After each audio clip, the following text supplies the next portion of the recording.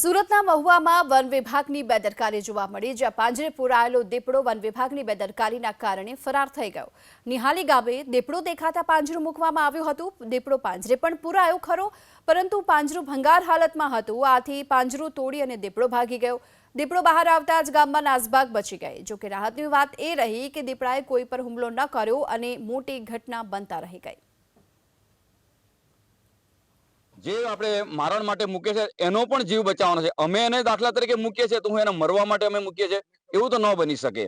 બરાબર, દીપડો પણ સલામત રહેવો જોઈએ અને અંદર અમે ગલુડિયા કે કૂતરા કે મરઘી મૂકીએ એ પણ સલામત રહેવું જોઈએ. કોઈનો જીવ જાવો ન જોઈએ.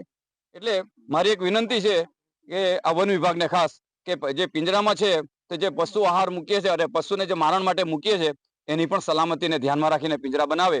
અને કદાચ નવામાં આ સિસ્ટમ નથી તો જૂના રિપેર કરે, અને જે જૂના રિપેર ન થતા તો અહીંયા સુધી અમે કીધું છે તમે અમને આપી દો, અમે રિપેર કરીને આપી દઈએ. હવે આજે દીપડો હતો, એ કદાવર હતો, અને જ્યારે કેપ્ચર થયો તો આજુબાજુના જે લોકો ભેગા થઈ ગયા હોય એને જોઈને થોડું એને પણ પેનિક રિએક્ટ કરે, અગ્રેસિવ થઈ જાય અને ધમપછાડા કરીએ એમાં થોડો સળિયો વળી ગયો અને જે જગ્યા મળી એમાંથી બસ બહાર નીકળી ગયો.